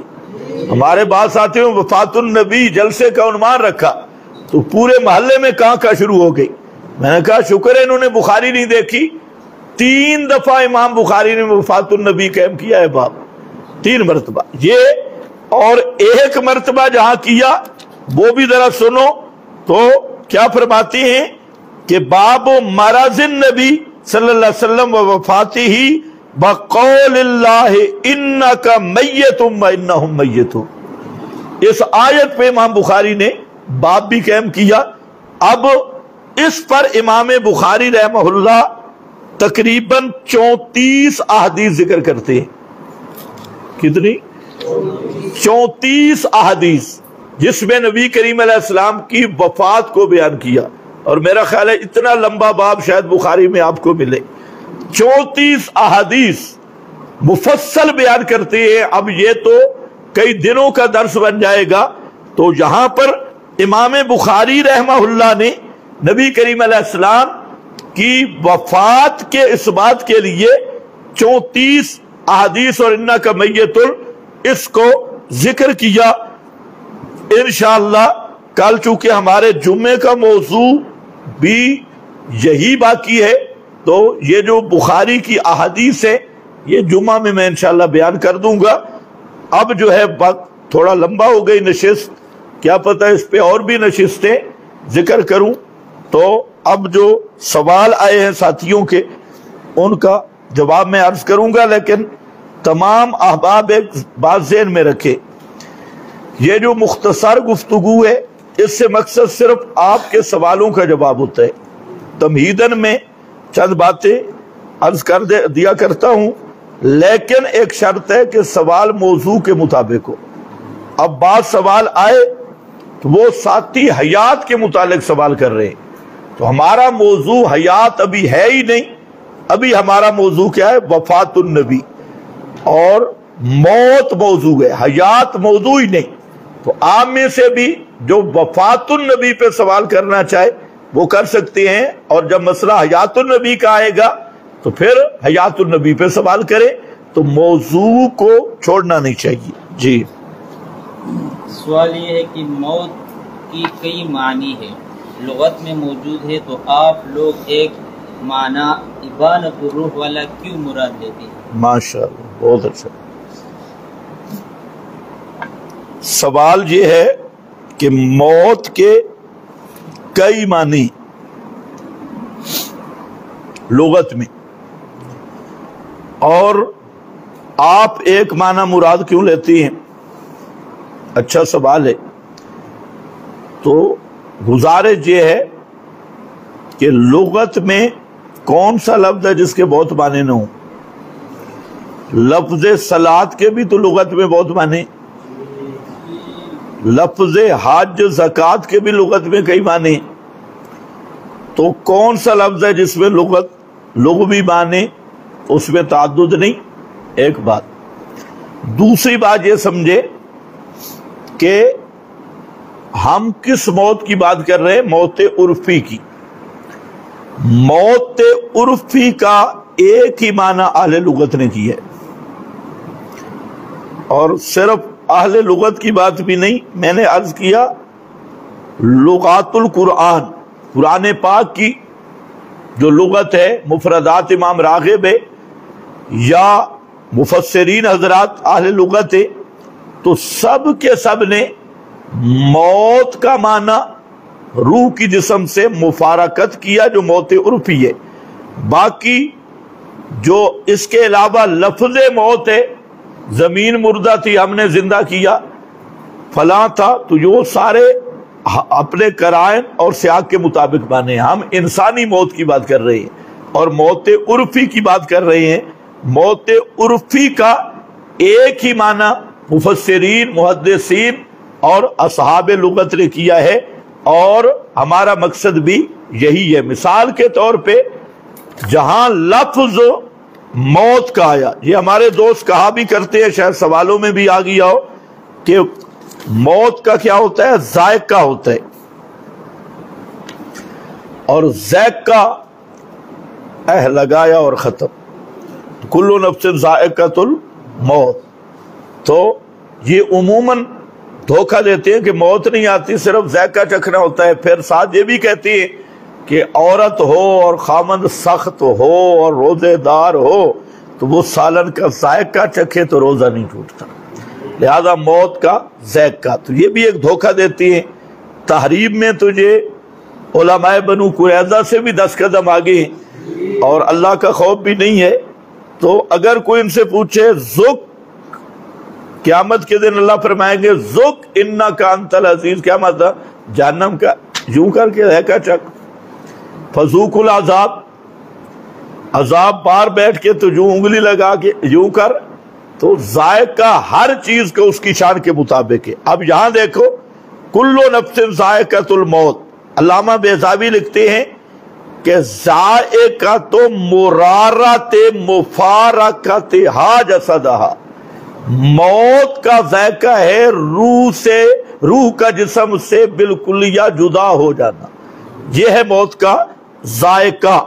اسی طرح فرماتے ہیں یہ ابو سعود جو سلطنت عثمانیہ کا چیف جسٹس بھی تھا، قاضی القضات، وہ فرماتے ہیں کل نفس ذائقۃ الموت، یہ بھی وہی ہے ذائقۃ مرارۃ مفارقتھا جسدھا۔ ذائقہ موت کا مطلب ہے روح کا جسم سے بالکلیہ جدا ہو جانا۔ اسی طرح روح البیان، یہ ان حضرات کی پسندیدہ تفسیر، اس نے بھی لکھا ابانۃ الروح عن الجسد، اسی کل نفس ذائقۃ الموت کا اسی طرح سب مفسرین حضرات نے یہی معنی کیا۔ تو عرض میں یہ کر رہا ہوں کہ کوئی لفظ بھی ہے اس میں لغت میں معنی متعدد ملیں گے، لیکن اس کا یہ سمجھنا ضروری ہے کہ جہاں کون سا معنی مراد ہے۔ ہم کس کی بات کر رہے ہیں؟ موت عرفی کی۔ تو انسان کے لیے موت عرفی کا ایک ہی معنی سب نے کیا ہے، وہ ابانۃ الروح ہے، انفقاق اور انقطاع تعلق روح ہے، اس کے ساتھ کوئی دوسرا معنی نہیں ہے۔ جی دوسرا سوال یہ ہے کہ انک میت و انہم میتون، نبی کریم صلی اللہ علیہ وسلم کی موت کو الگ ذکر کیا اور امتیوں کو موت کو الگ، اس سے معلوم ہوا کہ نبی کریم صلی اللہ علیہ وسلم کی موت اور ہے اور امتی کی موت اور ہے۔ ماشاءاللہ، یہ مشہور سوال ہے اور اکثر دھوکے باز یہ دھوکہ دیتے ہیں، لیکن بزدل دھوکے باز ہے۔ تو ہمارا سوال ہے کہ آپ ذرا متعین کریں کہ نبی کی موت اور ہے، امتیوں کی موت اور ہے، یہ اور کون سی ہے؟ اگر جرأت ہے تو اس کو بیان کریں۔ اب ذرا سمجھو یہ کیا کہہ رہا ہے، اور ہے، اس اور ہے کو کبھی بیان نہیں کرے گا۔ وہ اور ہے جس نے لکھا ہے اس نے یہ لکھا کہ امتی کی موت سے روح بدن سے جدا ہو جاتی ہے، اور نبی کی موت ہو تو روح نکلتی نہیں، اندر حبس ہو جاتا ہے۔ تو ہم کہتے ہیں ذرا یہی معنی بیان کرنا تاکہ تیرا بھی حبس ہو جائے، تیرا خود سانس کا حبس ہو جائے۔ تو یہ اتنے تک دھوکہ دے، نبی کی موت اور ہے، امتی کی موت اور ہے۔ تو ہم کہتے ہیں بزدل نہ بن، دلیر بن، بتا اور ہے کیا مطلب؟ تو جس بابے نے لکھا ہے اور ہے، اور جس نے شروع کیا تو اس نے کیا کہا اور ہے؟ کہ امتیوں کی موت کا مطلب ان کی ارواح بدن سے جدا ہو جاتی ہے، اور نبی کریم اور انبیاء کی ارواح بدن سے نکلتی نہیں بلکہ دل میں بند ہو جاتی ہیں۔ جیسے ایک چراغ، اس کو برتن میں رکھو اور اوپر ڈھکن بند کر دو تو وہ چراغ کی روشنی اندر سمٹ جاتی ہے۔ یہ بھی بابے کو سمجھ نہیں لگی کہ وہ چراغ بجھ جائے گا، اندر روشن نہیں رہے گا، بے شک گھڑے میں رکھ کے اوپر بند کر لو تو وہ چراغ بجھ جائے گا۔ لیکن بابے نے سمجھانے کے لیے یہی لکھا کہ انبیاء کی ارواح دل میں بند ہو جاتی ہے۔ تو ہم کہتے ہیں اب یہ عقیدہ ذرا ظاہر کرنا اور ہمت کر اور کہ نبی کی موت اور ہے اور امتی کی موت اور ہے، بزدل کیوں بنتا ہے؟ ایک دوسری بات کہ یہ دوسرا نقطہ ذہن میں رکھ لیں کہ اللہ تعالیٰ نے جہاں ضابطے کے طور پہ موت کا قانون بیان کیا، جیسے میں نے شروع میں کہا، وہ نبی کریم علیہ السلام کو بھی شامل ہے اور غیر نبی کو بھی شامل ہے۔ اللہ یتوفی الانفس انکم بعد ذالک لمیتون، ابھی پڑھا ہے کنتم امواتا مظہری کے حوالے سے۔ تو جہاں قانون عام ذکر کیا تو یہ کیا کہتے ہیں؟ جہاں نبیوں کی بات تو نہیں ہے، اور جہاں اللہ الگ ذکر کرے تو کہتے ہیں الگ کیوں ذکر کیا، جہاں اللہ کٹھا ذکر کرے تو یہ کیا کہتے ہیں بے ایمان کہ کٹھا کیوں ذکر کیا، الگ کیوں نہیں ذکر کیا، اور جہاں اللہ نے الگ ذکر کیا تو کہتے ہیں الگ کٹھا کیوں نہیں ذکر کیا۔ تو اصل دشمنی قرآن سے۔ تو ہم یہ بھی جواب دے سکتے ہیں کہ اللہ نے الگ ذکر کیا تمہارے جیسی بدھو کمپنی کو سمجھانے کے لیے، کیونکہ اللہ کو پتا تھا کہ اللہ یتوفی الانفس اور المیتون اور اس طرح من فی القبور الموتا، یہ جب ایتے پڑھیں گے تو کہیں گے تو عام مردوں کے بارے میں، ہم تو نبی پاک علیہ السلام کے بارے میں کہتے ہیں۔ تو اللہ نے انکا میتون الگ ذکر اس لیے کیا تاکہ کسی بدعتی، کسی رافضی، کسی للڑ کو یہ موقع ہی نہ ملے، اس پر اتمام حجت ہو جائے۔ نمبر 3، یہ بھی ان کی جہالت ہے۔ قرآن پاک میں آیت هو الذی فی السماء الہ وفی الارض، وہی اللہ ہے جو آسمانوں میں بھی الہ اور زمین میں بھی۔ اب کوئی للڑ محقق کھڑا ہو کہ آسمانوں میں الہ ایک، زمین میں الہ دو مرتبہ ذکر کیا، پتہ چلا آسمانوں کا الہ اور ہے، زمین کا الہ اور ہے۔ توجہ ہے؟ تو کم از کم کتنے ہیں؟ 2 ہیں، ایک الہ آسمانوں کا، ایک زمین کا۔ الگ کیوں ذکر کیا؟ پتہ لگا آسمان کا اور زمین کا۔ اور تو یہ پی ایچ ڈی کی تحقیق ہوگی، پی ایچ ڈی لندن کی تحقیق ہو سکتی ہے، یہ کسی عقل والے کی تحقیق نہیں ہو سکتی۔ اور چوتھی بات ذرا غور سے سننا، جو اصل تحقیقی بات ہے وہ یہ ہے کہ جہاں جو انا کا میتن کی واو ہے تو یہ واو ہے بے معنی ایزن. خاتم المحدثین حضرت علامہ انور شاہ صاحب کاشمیری رحمہ اللہ نے واو کی قسمیں بیان کی ہے. واو عاطفہ بھی ہوتی ہے، تفسیریہ بھی، اور بیان کرتے ہوئے فرماتے ہیں کہ ایک واو بے معنی ایزن، اور ایزن کا معنی اردو میں کیا ہوتا ہے؟ بھی. اس لیے آپ کوئی بھی پھر علامہ انور شاہ صاحب رحمہ اللہ نے واو بے معنی ایزن کی مثال دیتے ہوئے یہی آیت لکھی انا کا میتون و انہم میتون. اس لیے آپ کوئی بھی اردو ترجمہ پڑھیں گے اس میں ہوگا بے شک آپ نے بھی مرنا ہے، انہوں نے بھی مرنا ہے. یہ بھی کس کا معنی ہے؟ ایزن کا معنی ہے، ایزن والا معنی ہے. یہ وہ عطف تغایر ہے ہی نہیں جو للڑ کمپنی کہہ رہی ہے. اسی لیے نیشہ پوری کبیر میں ایزن کا لفظ موجود ہے، فیض الباری میں ایزن کا لفظ موجود ہے، انا کا میتن. تو اس کا مطلب ہوگا آپ نے بھی مرنا ہے، انہوں نے بھی مرنا ہے. یہ کیسے ہو گیا جی؟ نبی کی موت الگ اور امتی کی موت الگ. ابھی میں نے مولانا ظفر احمد عثمانی وغیرہ کی عبارت آپ کے سامنے امداد الاحکام کی رکھی. فَصَبَّا بَيْنَهُمْ وَبَيْنَهُ فِي الْمَوْتِ فَعُلِمَ أَنَّ مَوْتَ الْكُلِّ سَوَاءٌ. اللہ نے انا کا میتون وانہم میتون میں یہ بیان کیا کہ سب کی موت برابر ہے. انا موت الکل سواء. تو مولانا ظفر احمد کہتے ہیں سب کی موت برابر ہے، اور للڑ پارٹی کہتی ہے نہیں یہ اور ہے اور وہ اور ہے. تو اور کی ذرا تعین بھی کر.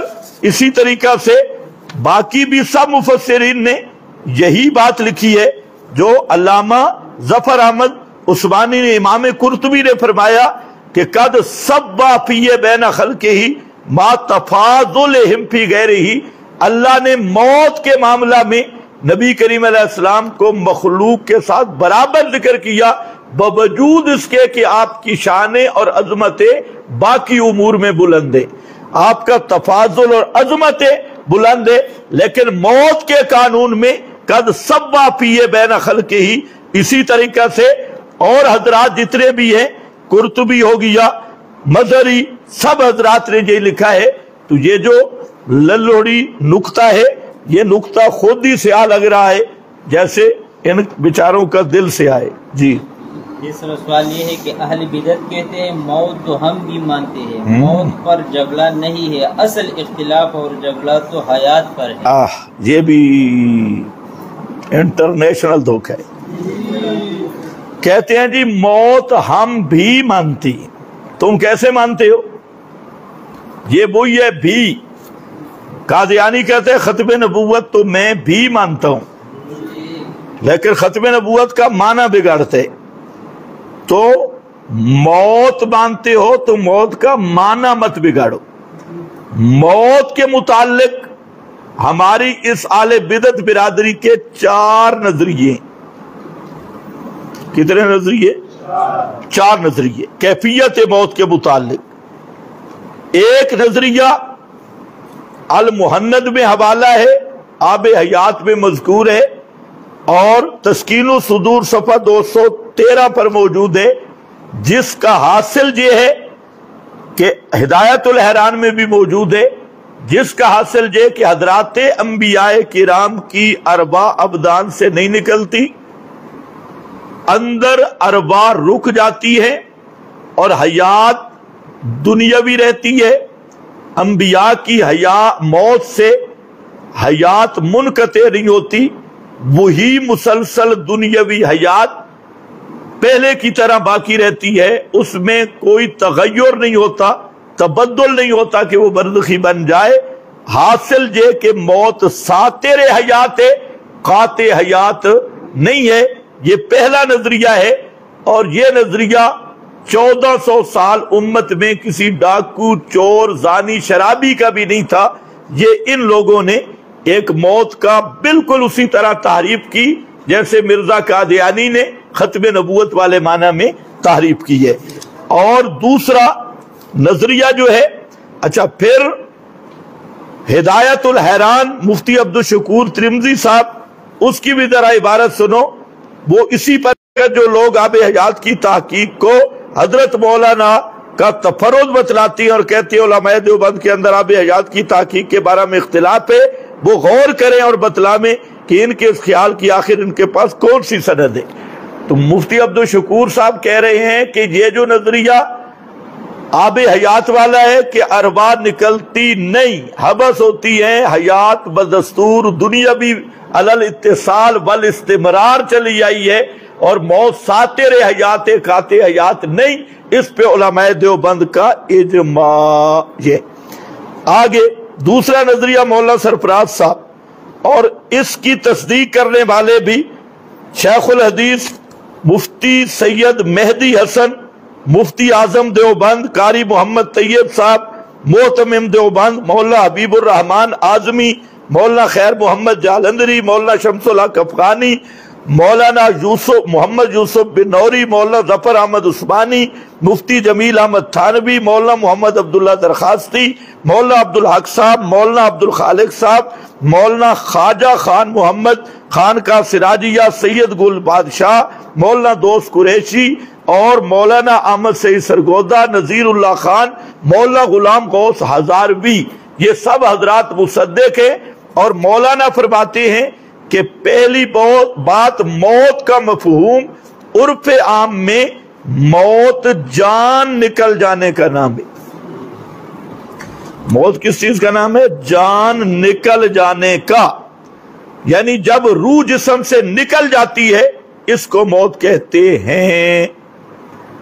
रूह निकले तो मौत है, वरना मौत नहीं है। अब जरा ख्याल करना, आगे फरमाते हैं कि उलमा का माना किया है कि रूह का ताल्लुक जिस्म से मुनक़ते हो जाए। कुरान और हदीस के नुसूस व इशारात से मालूम होता है कि मौत के वक़्त रूह निकाली जाती है। मुफ्ती अब्दुल शकूर तिरमिज़ी साहब कह रहे हैं कि जो आब हयात में इस पे उलमाए देवबंद का इजमा है, यानी अंबिया की रूह निकलती नहीं। और इजमा का मुनकर कम अज कम इनके नजदीक गुमराह तो है, आलू सुन्नत से खारिज है, देवबंदियत से खारिज है। जबकि ये जो बाद में मैंने नाम लिए बुजुर्ग तस्कीन सुदूर वाले, ये कह रहे हैं कि कुरान की नुसूस कहती है कि मौत नाम रूह के निकलने का है। अगर अब्दुल शकूर तिरमिज़ी साहब की बात माने तो दोस्तों बुजुर्गों, तस्कीन सुदूर वाले बुजुर्ग समेत मुकर्रिज़ीन इजमा के मुनकर होकर देवबंदियत और आलू सुन्नत से खारिज है।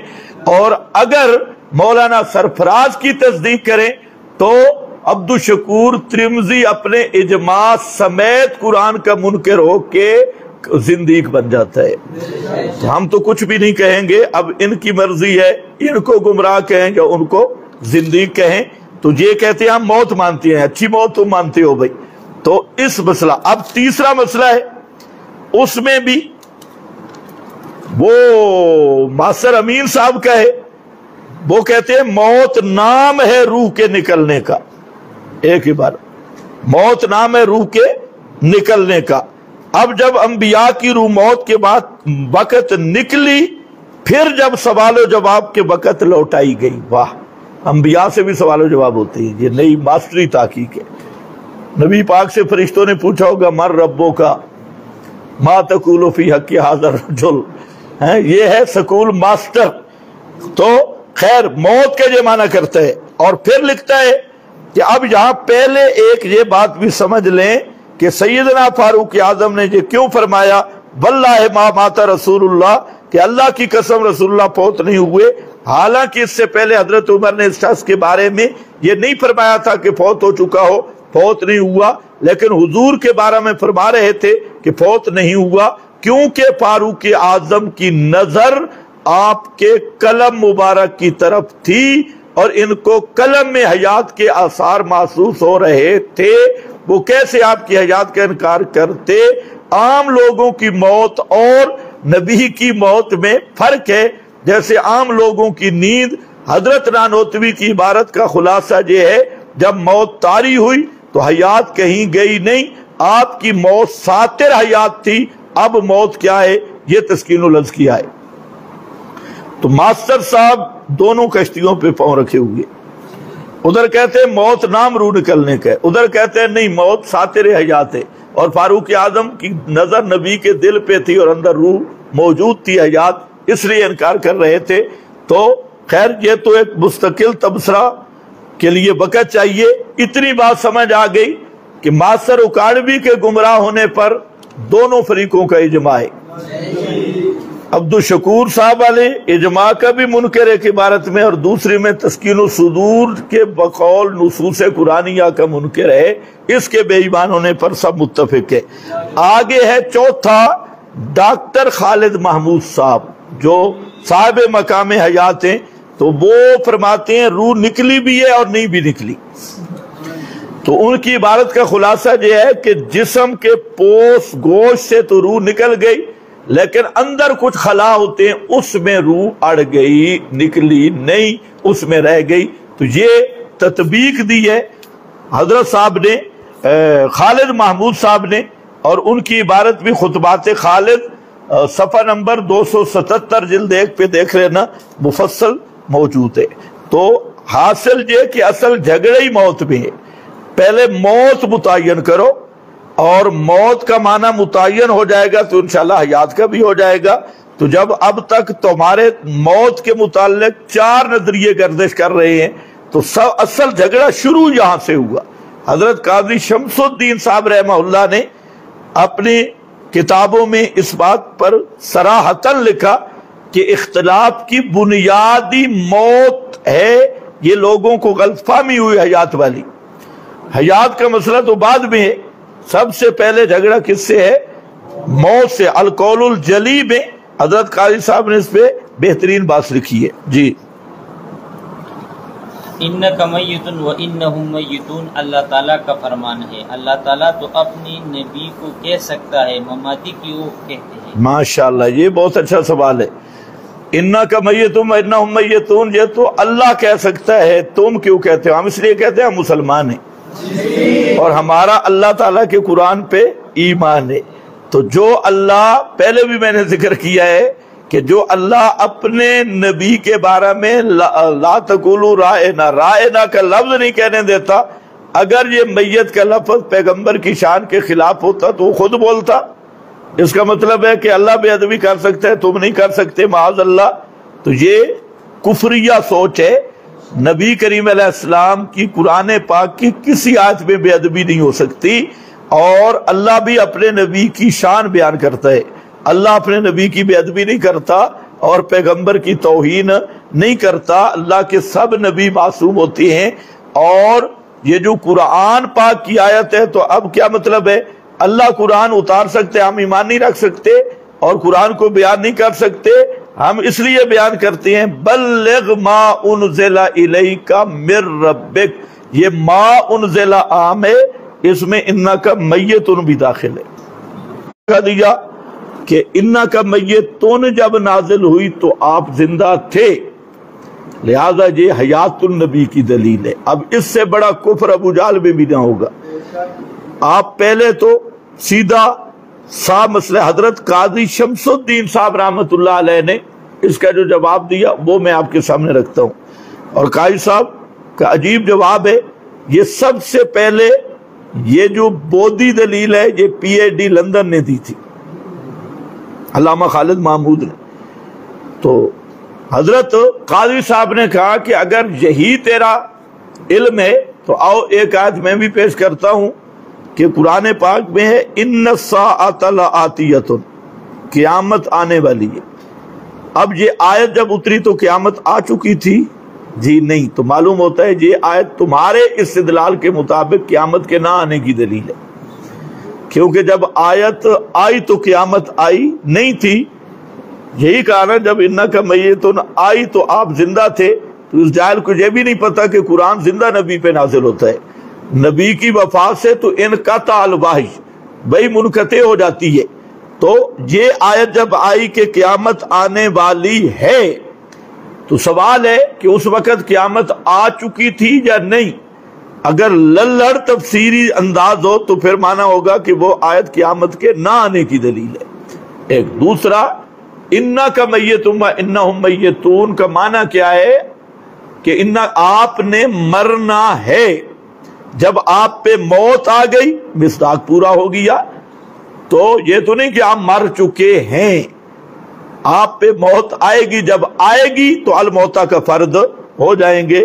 اسی لیے حضرت صدیق اکبر نے جب خطبہ دیا تو وہاں انا کا میتون والی آیت کیوں پڑھی تھی؟ حیات ثابت کرنے کے لیے یا موت ثابت کرنے کے لیے؟ اور صحابہ نے کیا سمجھا کہ حضرت صدیق نے حیات ثابت کیا یا موت ثابت کی؟ موت ثابت کی۔ اور پھر حضرت صدیق کے خطبے کے بعد سب صحابہ کی زبان پہ یہی آیت تھی انا کا میتون انہم میتون، تو اس پر گویا صحابہ کا اجماع ہے۔ اب ایک معنی پہ سب صحابہ اکٹھے ہیں، متفق ہے کہ یہ موت رسول کو بیان کر رہی ہے۔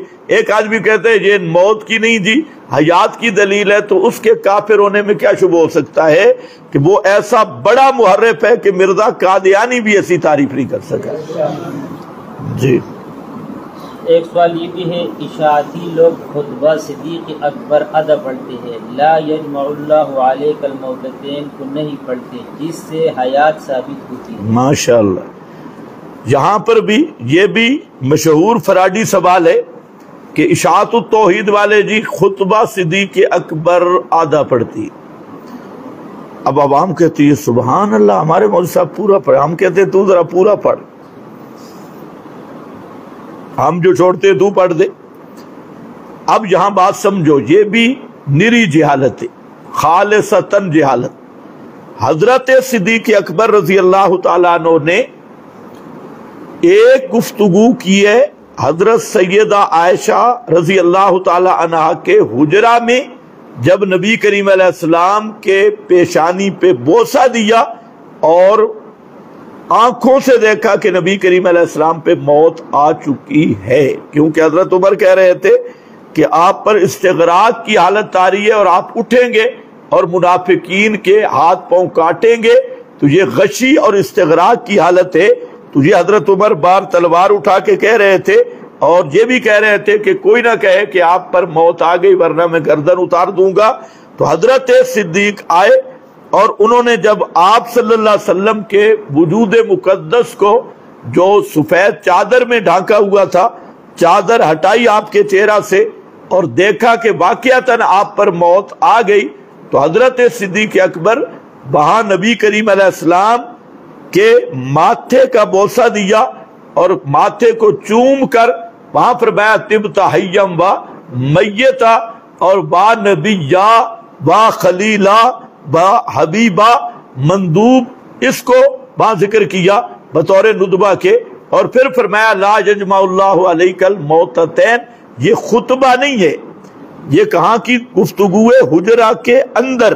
ان جاہلوں کو یہ بھی نہیں پتا کہ حضرت صدیق نے حضرت عائشہ کی حجرہ میں خطبہ دیا تھا۔ ثم خرجا، پھر آپ حجرہ مبارک سے نکلے اور منبر پہ آئے، اور منبر پہ آ کے اللہ کی حمد بیان کی، اور پھر حضرت فاروق اعظم کو خطاب کیا علی رسلے کا ایھا الرجل، اور جب حضرت فاروق نہیں بیٹھے تو حضرت صدیق نے انا کا میتن آیات شروع کی۔ تو پہلی یہ اس جہالت کی اصلاح ہونی چاہیے کہ خطبہ منبر پہ دیا مسجد نبوی میں، اور یہ لا یجمع اللہ علیک الموتتین کے الفاظ یہ خطبہ میں آپ نے نہیں کہے، یہ حضرت عائشہ کے حجرہ میں کہے۔ باقی رہ گیا لا یجمع اللہ علیک الموتتین، تو آگے بھی ذرا پڑھنا، اما الموتۃ التی کتبت، وہ جو موت اللہ نے تیرے لیے لکھی تھی، فقد متہا، وہ موت آ گئی۔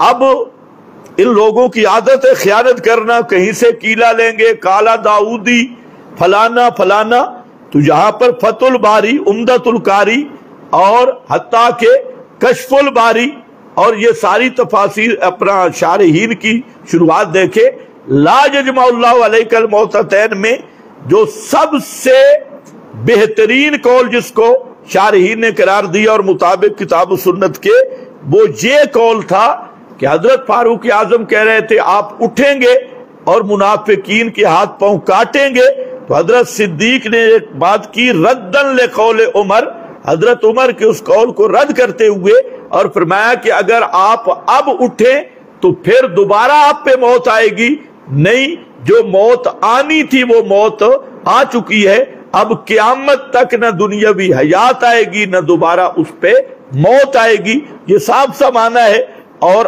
اسلم الوجوہ اس کو شارحین نے قرار دیا ہے۔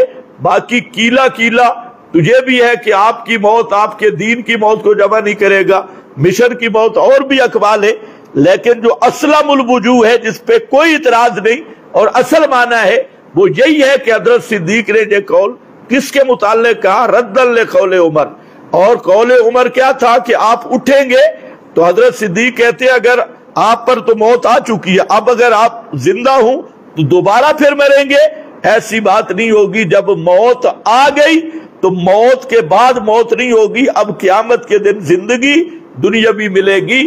تو حضرت صدیق کا یہ تو صاف قول ہے، لیکن یہ خطبہ نہیں ہے، یہ خدا کے لیے ان جاہلوں کو بھی بتا دو، خطبہ مسجد نبوی میں تھا۔ ایک سوال یہ بھی ہے کہ شیعہ، بریلوی اور اہل بدعت دیوبندی کی نظریہ وفات میں کیا فرق ہے؟ ہاں، یہ بہت اچھی بات ہے۔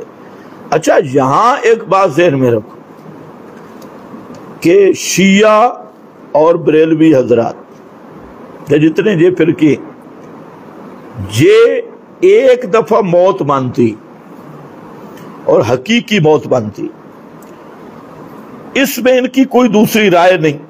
یہ الگ بات ہے کہ احمد رضا خان نے اور ان حضرات نے کہا کہ ایک آن کی آن موت طاری ہوتی، لیکن ہوتی موت حقیقی ہے۔ بریلوی بھی ایک دفعہ موت حقیقی مانتی، یہی موت عرفی جس کا معنی آپ سمجھ چکے ہیں، اگرچہ وہ کہتے ہیں کہ آن کی آن، لیکن رافضی بھی ایک دفعہ موت حقیقی۔ بھائی موت کا دوسرا معنی ہی نہیں، یہ تو کمال ہے کہ آپ نے لڑوں نے کہیں سے دریافت کیا ہے۔ یہ جو ساتر حیات والا اور انقطاع نہیں اور فلاں، یہ میڈ ان للڑ کمپنی ہے۔ یہ رافضیوں کی پتہ نہیں چلا، کیا پتہ احمد رضا کو پتہ چلتا تو وہ بھی یہ کہہ دیتا، لیکن احمد رضا خان اور روافض اور یہ جتنے فرقے ہیں ایک دفعہ وہ موت حقیقی مانتی ہیں۔ اس معاملہ میں صرف اور صرف یہ للڑ کمپنی متفرد ہے، اور موت کا ایک نیا معنی بالکل ایجاد کیا، جیسے قادیانی نے ذلی نبوت کا ایک نیا معنی ختم نبوت کا اور ذلی نبوت کا گڑا، تو انہوں نے موت کے معنی میں ایک نئی تعریف کی ہے، ورنہ باقی جو فرقے ہیں وہ کہتے ہیں ایک دفعہ موت آئی پھر روح آ گئی، یہ تو کہتے ہیں روح نکل ہی نہیں ہے، تو یہ ان کی نئی تحقیق ہے۔ جی ایک سوال یہ بھی، آپ ابھی حیات میں صاف لکھا ہے کہ آپ کی موت ساتر حیات ہے، قاطع حیات نہیں ہے، اور بعینی بدستور سابق دنیاوی ہے، تو آپ لوگ حضرت نانوتوی پر فتویٰ کیوں نہیں لگا؟ ہاں، یہ بڑا اچھا سوال ہے کہ آب حیات میں یہ لکھا ہے کہ آپ کی جو یعنی بالفاظ دیگر موت کا انکار ہے، موت عرفی کا انکار ہے، دوسرے لفظوں میں، کیونکہ وہ جو معنی لکھا ہے وہ تو موت کا معنی نہیں ہے کہ موت سے حیات منقطع ہی نہیں ہو، تو پھر موت کس چیز پہ آئی ہے؟ موت تب ہے کہ کوئی حیات تو منقطع ہوئی ہے، جب حیات منقطع ہی نہیں ہوئی اسی طرح دنیا بھی حیات ہے، تو یہ عبارت انتہائی خطرناک ہے۔ البتہ جو تکفیر کا اصول ہے وہ تھوڑا سا جدا ہے، شخصی تکفیر اور عمومی تکفیر میں فرق ہے۔ ایک ہے شخصی تکفیر، تو اس کے لیے ذرا تحقیق درکار ہے اور شبہ نہیں ہونا چاہیے، اور اصل جو فتویٰ ہوتا ہے وہ عمومی، مثلا کوئی آدمی کہتا ہے کہ رسول اللہ صلی اللہ علیہ وسلم یا انبیاء کی وہ موت کا انکار کرتا ہے یا موت کے حقیقی معنی کا، تو وہ تو میں کیا کہوں، امداد الاحکام والے نے بھی کہا گمراہ ہے، اور یہی سوال اس کی عبارت میں بھی تھا، تو گمراہی کا درجہ کفر ہے، اور کیا ہے، صاف نسکتی کا منکر ہے، تو زلال کفر کو بھی کہتی ہے۔ لیکن جب شخصی تکفیر کا معاملہ ہے تو اب یہاں پر حضرت نانوتوی کی یہ عبارت آب حیات میں ہے، اور دوسرا حضرت نانوتوی کی تقریض اور تصدیق ہے اول سے آخر تک عقائد اسلام علامہ حقانی۔ اس میں کہتے ہیں میں نے اول سے آخر تک دیکھی، اور عقائد اسلام علامہ حقانی میں لکھا ہے کہ ارواح انبیاء جنت میں ہیں اور قیامت کے بعد ان ابدان کے متعلق کیا جاوے گا۔ اب وہاں پر نانوتوی صاحب کی تصدیق ہے۔ تو جب دو قسم کی عبارتیں آ گئیں تو اب شخص کی تکفیر میں شبہ آ گیا، اس لیے حضرت نانوتوی کی تکفیر نہیں ہوگی۔ البتہ اب ان للڑوں اتمام حجت کے بعد جو آب حیات والا عقیدہ رکھے گا اس کے کافر ہونے میں کوئی تردد نہیں ہوگا۔ ختم۔ وآخر دعوانا